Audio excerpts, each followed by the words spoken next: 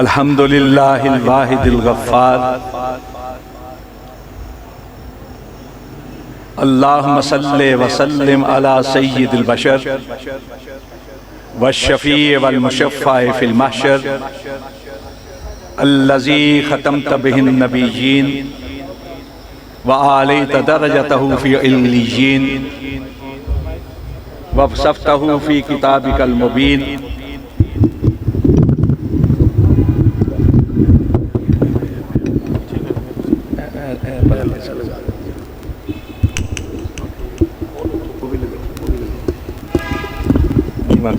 बंदे भी थे लपन ना उन्होंने भी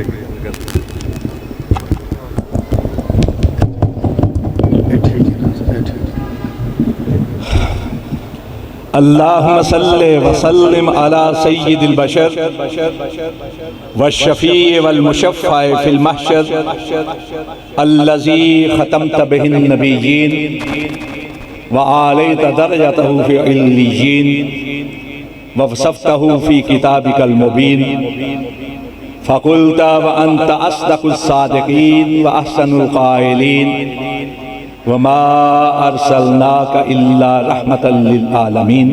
अम्मा बाद। हज़रात, मरकज़ी जमीयत अहले हदीस गुजरांवाला की यानी आपकी ये कॉन्फ्रेंस अपने मौजू की मुनासबत से पूरे पाकिस्तान में एक हवाला बन चुकी है। आज की ये कॉन्फ्रेंस जिस तरह हमारे अमीर पंजाब हज़रत मौलाना अब्दुल रशीद हिजाज़ी हाफ़िज़हुल्लाह फरमा रहे थे कि 7 सितंबर का दिन एक तरफ से यौम फ़ज़ाइया पाकिस्तान की ज़मीनी सरहदों की हिफाजत का दिन है और दूसरी तरफ यौम तहफ़्फ़ुज़ ख़त्म नबुव्वत के हवाले से इस्लाम की नज़रियाती सरहदों के तहफ़्फ़ुज़ और हिफाजत का दिन है। आपका गुजरांवाला शहर मेरी जमात की तारीख में एक दरख्शिंदगी रखता है, ताबिदगी रखता है। आपके इस शहर से मेरी जमात के मरकज़ी 3 उमरा का ताल्लुक़ रहा है, 2 नाज़मीन आला का ताल्लुक़ रहा है। हज़रत हाफिज़ मोहम्मद गोंदलवी रहमतुल्लाह अलैह जिनको हज़रत मियाँ नज़ीर हुसैन देहलवी के बाद बंद करो यार, मैं सीधा साधा बंदा, सीधा साधा की को बंद करो। हज़रत मियाँ नज़ीर हुसैन देहलवी के बाद शेखुल कुल फिल कुल का लक़ब दिया गया था। वो अमीर रहे हमारे मरकज़ी। इसी तरह हज़रत शेखुल हदीस मौलाना मोहम्मद इस्माइल सल्फ़ी रहमतुल्लाह अलैह जो नाज़्म आला भी रहे मरकज़ी जमीयत अहले हदीस पाकिस्तान के और बाद अज़ाम मरकज़ी अमीर भी रहे। फिर इसके बाद हज़रत शेखुल हदीस मौलाना मोहम्मद अब्दुल्ला रहमतुल्लाह अलैह वो भी मरकज़ी जमीयत अहले हदीस के ताबिंदा सितारों में से और हमारे मरकज़ी अमीर रहे।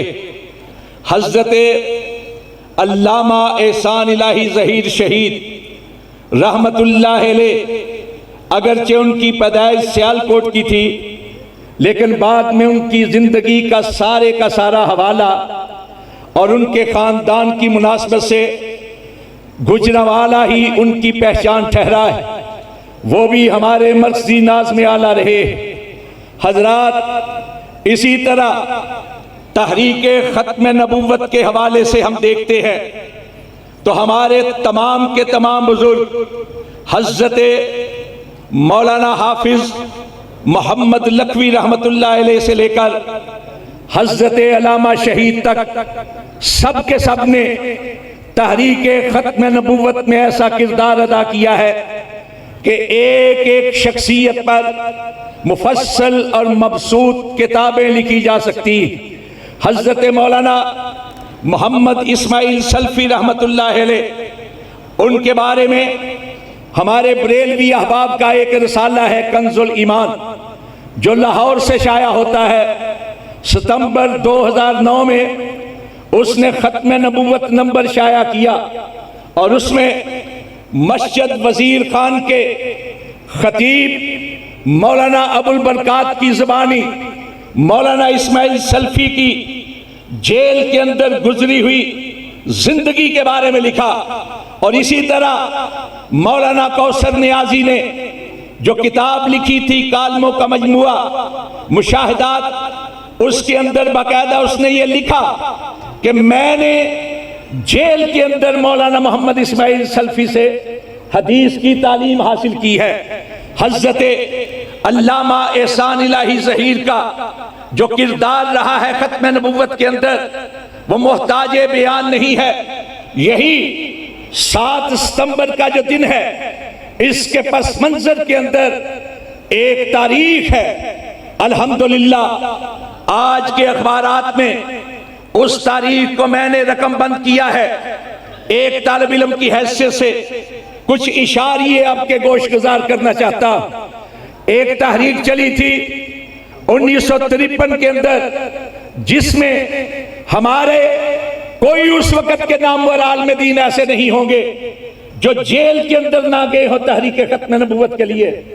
दूसरी तहरीक चली थी 1974 के अंदर, जो नतीजा खेज हुई और जिसकी वजह से 7 सितंबर का दिन यौमे तहफ़्फ़ुज़े खत्म नबुव्वत के तौर पर याद किया जाता है। मामला ये हुआ कि 22 मई 1974 को नश्तर मेडिकल कॉलेज मुल्तान के तलबा चनाब एक्सप्रेस के जरिए से मुल्तान से बैठे और गैर शुमाली इलाका जात के तफरीह के लिए।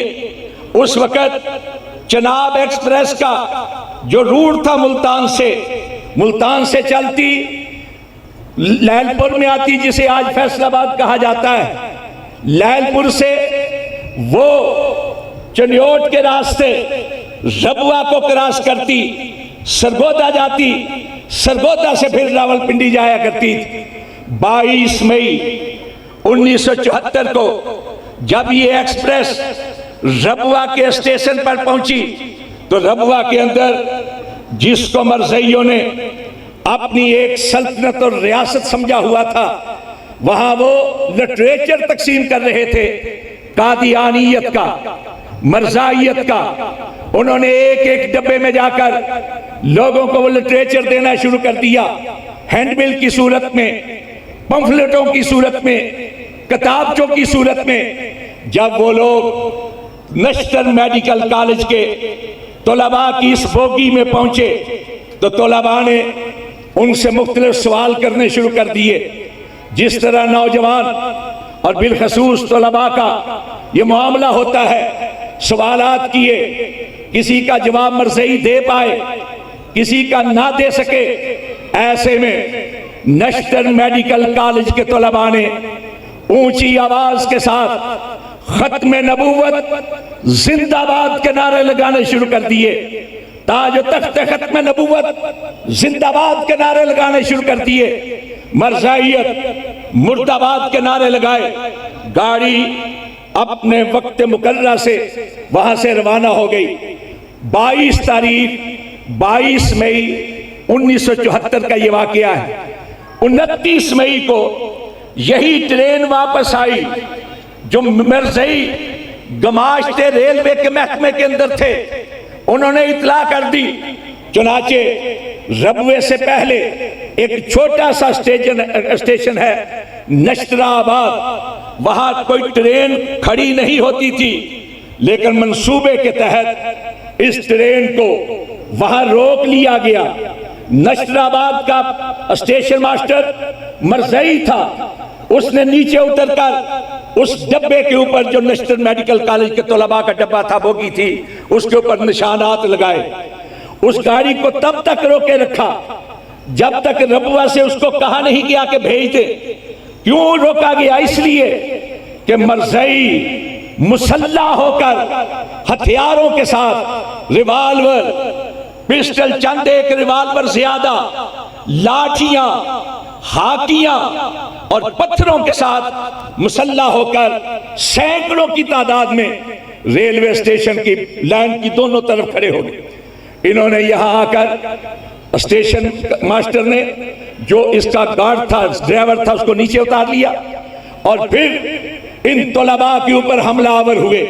इन तलबा ने बचने के लिए अंदर से कुंडियां लगाई, दरवाजों को तोड़कर एक एक तालिब इल्म को निकालकर जमीन पे फेंक के उनके ऊपर इतना तशद्दुद किया गया कि कई एक मरने की हालत तक जा पहुंचे। खूब जी भर के तशद्दुद करने के बाद इनको वहां से रवाना किया। चिन्योट में पहुंचे, किसी तरह से चिन्योट के अंदर इतला हुई, उन्होंने लैलपुर के अंदर इतला कर दी। चुनाचे जब ये गाड़ी लैलपुर में पहुंची तो पूरे लैलपुर के गैरतमंद मुसलमान स्टेशन पर आकर जमा हो चुके थे। क्या देवबंदी, क्या अहले हदीस, क्या बरेलवी, क्या जमात इस्लामी से तल्लुक, सारे के सारे वहां जमा हो चुके। और जब उन्होंने इन तलबा की हालत-ए-ज़ार को देखा तो सिसकियां बुलंद हो गई, हिचकियां बंद गई, लोग रोने लगे। ऐसे में जिनकी हालत ज्यादा नाजुक थी उनको लैलपुर के यानी आज के फैसलाबाद के अस्पतालों के अंदर भेज दिया गया। बाकियों की मरहम पट्टी करके उनको वहां से रवाना किया गया। वहां खड़े होकर उलमाए किराम ने उनसे ये वादा किया कि एक गैरतमंद मुसलमान नौजवानों, ए तुल्लाब इस्लाम, हम आपसे वादा करते हैं कि आपका खून रायगा नहीं जाने दिया जाएगा। चुनाचे पूरे पाकिस्तान के अंदर जब यह खबर फैली, लोगों के कलेजे को हाथ पड़ा था। लोग देख चुके थे कि पाकिस्तान के अंदर ये मुट्ठी भर लोग इस्लाम के खिलाफ खड़े होने वाले, साजिश करने वाले, खत्म नबुव्वत की पाक और पवित्र चादर पर दाग लगाने की जसारत का सोचने वाले इन लोगों की वजह से जो इस मुल्क के अंदर हुकूमतों के जरिए से जो कुछ हो रहा था सबके सामने था, थे चंद मुट्ठी भर। और आज भी हजरात, आज भी पाकिस्तान के अंदर मरज़ई बहुत छोटी तादाद के अंदर है, लेकिन उनके सहूलतकार बहुत ज्यादा हैं। उनके सहूलतकार बहुत हैं। कोई रोशन ख्याली के नाम पे उनका सहूलतकार है, कोई सेकुलरिज्म के नाम पर सहूलतकार है, कोई शख्स जमीनी हक़ाइक़ के नाम पर सहूलतकार है, कोई दानिशवरी के नाम पर उनका सहूलतकार है। वो उनके सहूलतकार नहीं, पाकिस्तान के दुश्मन है, इस्लाम के दुश्मन है, मुसलमानों के दुश्मन है। पूरे पाकिस्तान के अंदर लोग उठ खड़े हुए, जगह जगह जलसे और जुलूस निकले। उस वक्त उलमाए किराम ने अपील की कि 14 जून 1974 के रोज पूरे पाकिस्तान के अंदर हड़ताल होगी। चुनाचे हुकूमत के, उस वक्त की हुकूमत के वजीर आला था उस वक्त हनीफ रामे, वजीर आजम थे जनाब जुल्फ़िकार अली भुट्टो। कोशिश की कि हड़ताल नाकाम हो, लेकिन पूरे पाकिस्तान के अंदर यह हड़ताल बहुत ही कामयाब हुई। इस कामयाबी को देखते हुए हनीफ रामे, वजीर आला पंजाब ने हाई कोर्ट के जजों पर मुश्तमिल एक कमीशन कायम किया कि इसकी आज़ादाना तहकीक की जाएगी। लेकिन दूसरी तरफ तमाम उलमाए किराम ने 16 जून 1974 को लैलपुर के अंदर एक इजलास मुनक्कद किया ताकि वहां तहफ़्फ़ुज़ खत्म नबुव्वत के हवाले से एक मुश्तरका प्लेटफार्म मुहैया किया जाए। चुनाचे उस वक्त की तमाम मुस्लिम तंजीमें किसी मकतब फिक्र से ताल्लुक रखती थी, सारे के सारे लोग जमा हुए और वहां एक प्लेटफार्म बनाया गया जिसका नाम रखा गया मजलिस अमल तहफ़्फ़ुज़ खत्म नबुव्वत। शोरश काश्मीरी मरहूम की इमा पर, उनकी तजवीज़ पर इसका सदर बनाया गया सैयद मोहम्मद यूसुफ बनौरी रहमतुल्लाह अलैह उलमाए देवबंद के उस्ताजुल उलमा, उनको इसका सदर बनाया गया। महमूद अहमद रिजवी दारुल अहनाफ के बरेलवी मकतब फिक्र के, उनको इसका जनरल सेक्रेटरी बनाया गया। और मर्सी जमीयत अहले हदीस के अलहाज मियां फजल हक को इसका खासिद बनाया गया। जबकि नायब सदूर के अंदर मौलाना अब्दुस्तार नियाजी थे, मुजफ्फर अली शमसी थे, दूसरे लोग भी थे। इस इजलास के अंदर तमाम मुकातब फिक्र के उलमाए किराम और नुमाइंदे मौजूद शामिल हुए। मर्सी जमीयत अहले हदीस की तरफ से मियां फजल हक, हाफिज अब्दुल कादिर रोपड़ी, मौलाना मोहम्मद इसहाक चीमा, मौलाना मोहम्मद सिद्दीक, प्रोफेसर मोहम्मद शरीफ अशरफ और दूसरे लोग शरीक हुए। जबकि कादियानी मुहासबा कमेटी की तरफ से शोरश कश्मीरी के साथ हजरत अल्लामा एहसान इलाही ज़हीर शहीद शरीक हुए। इसी तरह जमात अहरार की तरफ से जो लोग शरीक हुए, उनमें भी एक अहले हदीस आलम मौलाना अबैदुल्लाह अहरार थे, वो भी फैसलाबाद के। इन लोगों ने फिर ऐलान किया कि पूरे पाकिस्तान के अंदर तहरीक चलेगी। सियासतदानों से मिले, लोगों से मिले, जगह जगह ये तहरीक अरूज पकड़ती चली गई। हुकूमत ने कोई शहर ऐसा नहीं होगा, कोई नुमाया शख्सियत ऐसी नहीं होगी जिसको पाबंदे सलासल न किया हो, जेलों में न डाला हो। लेकिन बात चलती चली गई। इसी तरह पार्लियामेंट के अंदर एक एक्शन कमेटी बनी। उसने 30 जून 1974 को एक करारदाद पेश की कौमी असम्बली के अंदर स्पीकर को मुखातिब करके। और उस करारदाद पर जिन लोगों ने दस्तखत किए उनमें चंद उलमाए किराम थे, बाकी गैरतमंद गैर उलमाए किराम थे। दस्तखत करने वाले अरकान असम्बली में से सबसे पहला नाम मौलाना मुस्तफ़ा अल अजहरी का था, दूसरा नाम शाहमन नूरानी का था, तीसरा नाम प्रोफेसर गफूर अहमद का था। फिर उसके बाद नाम मौलाना अब्दुल हक अकोड़ा खटक वाले उनका था। मौलाना अब्दुल अकबर शहीद का नाम था। उस वक्त असम्बली के अंदर यही चंद लोग थे। मौलाना जफर अहमद अंसारी का नाम था। लेकिन दूसरी तरफ शेरबाज खान मजारी का नाम था, अब्दुल हमीद जतोई का नाम था। और हजरात उस वक्त असम्बली के अंदर 8 या 9 उलमाए किराम थे। आज लोग कहते हैं मौलवियों ने पास किया। मौलवियों ने पास नहीं किया, मौलवियों की मेहनत की वजह से पास हुआ, मौलवियों के दबाव की वजह से पास हुआ, मौलवियों की स्ट्रीट पावर की वजह से पास हुआ। लेकिन पार्लियामेंट के अंदर एक फर्द भी ऐसा नहीं था जिसने इससे इख्तिलाफ किया हो। वजीर आजम जुल्फकार अली भट्टो थे और अपोजिशन लीडर जनाब वली खान थे। और हकायक की बात सुने, हकायक की बात सुने।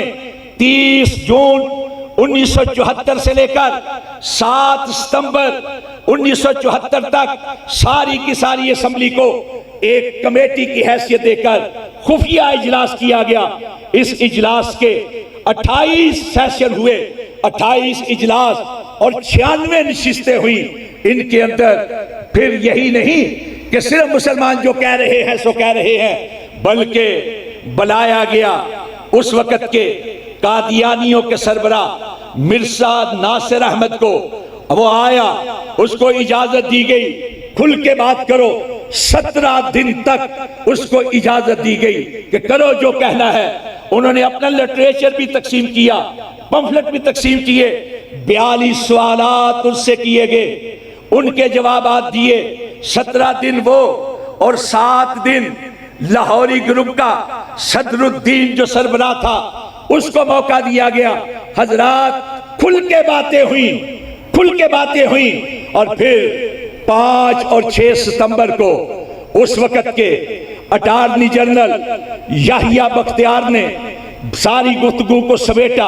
और वो गुफ्तगू अगर आप पढ़ें इस वक्त सारी की सारी कार्रवाई जो है किताबी सूरत में सामने आ चुकी है। आप देखें उलमाए किराम ने सवालात किए मजहबी हवाले से, दीनी हवाले से, लेकिन attorney general of Pakistan Yahya Bakhtiar ने सवाल किए पाकिस्तानियत के हवाले से, उन्होंने सवालात किए पाकिस्तान के दिफा के हवाले से, पाकिस्तान के अंदर मरज़इयों की साजिशों के हवाले से, पाकिस्तान के अंदर हिंदुओं के साथ इनके गठजोड़ के हवाले से, आम मुसलमानों के मुआशरती मामलात के हवाले से 2 दिन गुफ्तगू को समेटा याहिया बख्तियार खान ने। फिर 7 सितंबर को उस वक्त के वजीर कानून अब्दुल हफीज पीरजादा ने बाकायदा एक बिल की शक्ल दी जिसके जरिए से दस्तूर की दफा 106 उसके बैठो तशरीफ रखूं बल्कि गई बैठे अब्दुल हफीज पीरजादा ने जो बिल पेश किया तरमीम के लिए, उस बिल के जरिए से दस्तूर पाकिस्तान की दफा 106 के अंदर शिक नंबर 3 के अंदर तरमीम की गई। इसी तरह दूसरी दफा 260 की शिक नंबर 2 के अंदर तरमीम की गई और उसके जरिए से यह लिखा गया कि आज के बाद तमाम के तमाम कादियानी, वो रबुए से ताल्लुक रखने वाले हों, वो लाहौरी कहलाने वाले हों, जो भी मिर्जाए कादियानी को नबी मानते हैं, मुजद्दिद मानते हैं, मेहदी मानते हैं, उसको सच्चा मानते हैं, वो सारे के सारे गैर मुस्लिम हैं, काफिर हैं, अकलियत हैं, उनका इस्लाम के साथ कोई ताल्लुक नहीं। हजरात, जैसे ही ये कानून पास हुआ पूरे का पूरा हाल नाराए तकबीर से गूंज उठा। उस वक्त जो अपोजिशन लीडर था वली खान, वो अपनी नशिस्त से उठा और आकर उसने जुल्फकार अली भट्टो के पिशानी को बोसा दिया, मुबारकबाद पेश की। खत्म नबुव्वत, ताजदार है खत्म नबुव्वत, हाथों को बुलंद करें, ताजदार है खत्म नबुव्वत, हुर्मते रसूल पे जान भी कुर्बान, हुर्मते रसूल पे जान भी कुर्बान। उसके बाद जुल्फकार अली भट्टो ने ऐवान के कायद की हैसियत से, वजीर आजम की हैसियत से 40 मिनट तक तकरीर की। मसला कादियानियत पर उसकी तकरीर पढ़े जाने के लायक है। मैंने वो तकरीर भी आज अखबारात के सुपुर्द की है और हमारा जो मरसी जमीयत अहले हदीस का आर्गन है हफ्तुर रोज़ा अहले हदीस, उसके ताज़ा शुमारे के अंदर ये सारी तारीखी रूदात और जुल्फकार अली भट्टो की तकरीर मौजूद है। हजरात, पूरी पार्लियामेंट के अंदर उलमाए किराम उंगलियों पे गिने जाने के काबिल थे। अक्सरियत उन लोगों की थी जो सियासतदान थे, और सियासतदान भी वो कि जुल्फकार अली भट्टो की पार्टी भी सेकुलर कहलाती है, पीपल्स पार्टी, वली खान की पार्टी भी सेकुलर कहलाती है। इसके बावजूद उलमाए किराम की कुव्वत, उलमाए किराम के प्रेशर, उलमाए किराम के दबाव का मुकाबला ना किया जा सका, इसलिए कि उलमाए किराम जो बात कर रहे थे वो अपनी बात नहीं कर रहे थे, वो बात कर रहे थे प्यारे रसूल की हुर्मत की, खत्म नबुव्वत की, नामूस की, अल्लाह और उसके रसूल की, पाकिस्तानियत की, इस्लाम की। और यही वजह है कि एक फर्द ने भी उससे इख्तिलाफ नहीं किया, एक फर्द ने भी। आज अगर कुछ गमाश्ते यहूदियों के, आज अगर गमाश्ते इंडिया के, आज अगर गमाश्ते इस्तेमाल के ये चाहते हैं कि पाकिस्तान के अंदर जो तरामीम हुई है कादियानियत के हवाले से उनको खत्म कर दिया जाए, तो हम ये कहना चाहते हैं उस वक्त पाकिस्तान के मुसलमानों की तादाद 9.5 करोड़ थी। आज पाकिस्तान के मुसलमानों की तादाद 24 करोड़ हो चुकी है। एक एक फर्द मर सकता है, लेकिन कादियानियत के कानून को खत्म किया जा सकता नहीं, किया जा सकता। तकबीर, ताजदार खत्म नबूवत, हुर्मत रसूल पर। मुझे ये हुक्म दिया गया है कि वक्त कम है, किए फिर हाँ कह रहे हैं कमीरपुरी साहब का जिक्र। कमीरपुरी साहब मिंबर नहीं थे असम्बली के, लेकिन मिंबर मोहताज थे कमीरपुरी साहब की तहकीक के। इसलिए बगैर हजरत हाफिज मोहम्मद इब्राहिम कमीरपुरी के तज़किरे के इस पूरी पार्लिमानी तारीख का तज़किरा मुकम्मल नहीं होगा। और इसी तरह जिस तरह हाफिज मोहम्मद इब्राहिम कमीरपुरी के तज़किरे के बगैर पार्लियामेंट की इस कार्रवाई की तकमील नहीं हो सकती, उसी तरह हाफिज मोहम्मद यूसुफ गखरवी के जिक्र के बगैर, कि जिन्होंने बाकायदा रूहानी तौर पर मिर्जा की कब्र से उठते हुए शोलों को देखा है, गुजरावाला की खत्म नबूवत की तारीख में अहले हदीस के किरदार की तकमील नहीं हो सकती। बहरहाल वक्त मुख्तसर है और उनका वक्त तो खत्म हो चुका। हरगिज़ नमीरत आके दिल जिंदा शुद बैश सब दस्त पर जरीदाए आलम दवा में माँ।